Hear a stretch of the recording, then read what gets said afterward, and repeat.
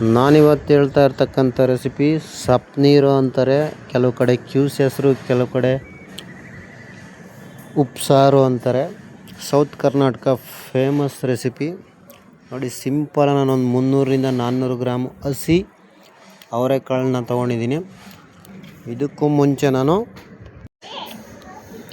ಒಣಕಾಳಲ್ಲಿ ಹೆಂಗೆ ಮಾಡೋದು ಅಂತ ಹೇಳಿದ್ದೀನಿ. ಈಗ ನಾನು ಹಸಿ ಕಾಳಲ್ಲಿ ಅದೇ ಸಪ್ನೀರನ್ನ ಯಾವ ಥರ ಮಾಡೋದು ಅಂತ ಹೇಳ್ತಾ ಇದ್ದೀನಿ ನೋಡಿ. ಬಿಸಿನೀರು ಇಟ್ಟಿದ್ದೀನಿ ಒಂದು 1/2 ಲೀಟ್ರು. ಅದರಲ್ಲಿ ನಾವು ರೆಡಿ ಇಟ್ಟಿರ್ತಕ್ಕಂಥ ಅವರೆಕಾಳನ್ನ ಹಾಕ್ಬಿಟ್ಟು ಒಂದು 3-4 ಬದನೆಕಾಯಿ ಆ್ಯಡ್ ಮಾಡ್ಕೊಳ್ಳಿ. ಸ್ವಲ್ಪ ಹೊತ್ತು ಬೆಂದಮೇಲೆ ಬದನೆಕಾಯಿ ಆ್ಯಡ್ ಮಾಡ್ಕೊಳ್ಳಿ. ತದನಂತರ ನಿಮಗೆ ಸ್ವಲ್ಪ ರುಚಿಗೆ ತಕ್ಕಷ್ಟು ಉಪ್ಪು ಆ್ಯಡ್ ಮಾಡ್ಕೊಂಡು ಪ್ಲೇಟ್ ಮುಚ್ಚಿಬಿಟ್ಟು ಒಂದು 7-8 ಹಸಿಮೆಣ್ಸಿಕಾಯಿ ಹುರ್ಕೊಬಿಟ್ಟು ನೋಡಿ. ಈಗ ಬೆಂದಿದೆಯಾ ಹಂಗೆ ಚೆಕ್ ಮಾಡಿಬಿಟ್ಟು ಸ್ಟವ್ ಆಫ್ ಮಾಡಿ ಕರೆಕ್ಟಾಗಿ ಬಂದಿದ್ರೆ ಅದನ್ನು ನೀರು ಮತ್ತು ಕಾಳು ಮತ್ತು ಬದನೆಕಾಯಿನ ಸಪ್ರೇಟ್ ಮಾಡ್ಕೊಳ್ಳೋಣ ನೋಡಿ. ಈ ಥರ ಜಾಲರದಲ್ಲಿ ನೀಟಾಗಿ ಬಸ್ಕೊಬಿಡೋಣ.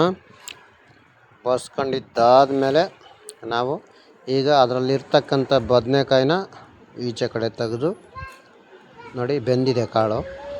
ಆ ಬದನೆಕಾಯಿನ ಈಚೆ ಕಡೆ ತಗೊಂಡು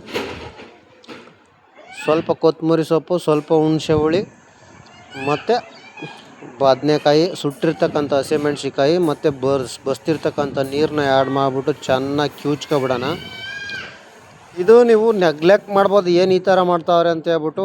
ತುಂಬ ಓಲ್ಡ್ ರೆಸಿಪಿ ಇದು. ಸೌತ್ ಕರ್ನಾಟಕ ಅಂದರೆ ತುಮಕೂರು ಡಿಸ್ಟಿಕಲ್ಲಿ ಸಖತ್ ಫೇಮಸ್ ಆದಂಥ ಸಪ್ನೀರು ಅಂತಾರೆ, ಕ್ಯೂಸ್ ಹೆಸರು ಅಂತಾರೆ.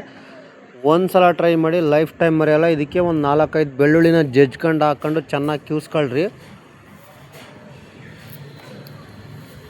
ನೋಡಿ. ಬೆಳ್ಳುಳ್ಳಿ ಆ್ಯಡ್ ಮಾಡಿದ್ದೀನಿ, ಕ್ಯೂಚ್ಕೊಬಿಡಿ. ಈ ಕ್ಯೂಚ್ಕೊಂಡಾದ್ಮೇಲೆ ಮುದ್ದೆಗೆ, ರೈಸ್ಗೆ ತುಂಬ ಚೆನ್ನಾಗಿರುತ್ತೆ. ಒಂದು ಸಲ ಟ್ರೈ ಮಾಡಿ, ಯಾವುದೇ ಕಾರಣಕ್ಕೂ ಮರಿಬೇಡಿ. ಹಳೇ ರೆಸಿಪಿಗಳನ್ನ ಹೇಳ್ತಾ ಇರ್ತೀನಿ, ಸಬ್ಸ್ಕ್ರೈಬ್ ಮಾಡ್ಕೊಳ್ಳೋದು ಮರಿಬೇಡಿ. ಲೈಕ್ ಮಾಡಿ, ಹೆಂಗಿದೆ ಅಂತ ಹೇಳ್ಬಿಟ್ಟು ತಿಳಿಸಿದ್ರೆ, ಕಮೆಂಟ್ ಮಾಡಿದ್ರೆ ನಮಗೂ ಸಂತೋಷ ನೋಡಿ. ಇವಾಗ ಕ್ಯೂಚ್ಕೊಂಡಾದ್ಮೇಲೆ ನಿಮಗೆ ನೀವು ಎಷ್ಟು ಬೇಕೋ ರುಚಿಗೆ ತಕ್ಕಷ್ಟು ಅಷ್ಟು ಇದು ಏನು ಬಸ್ಕೊಂಡಿದ್ವಲ್ಲ ಆ ನೀರನ್ನ ಯೂಸ್ ಮಾಡ್ಕೊಳ್ಳಿ. ಲೈಕ್ ಮಾಡಿ, ಕಮೆಂಟ್ ಮಾಡಿ, ಪ್ಲೀಸ್ ಸಬ್ಸ್ಕ್ರೈಬ್ ಮಾಡ್ಕೊಳ್ಳಿ ಮರಿಬೇಡಿ. Thank you friends.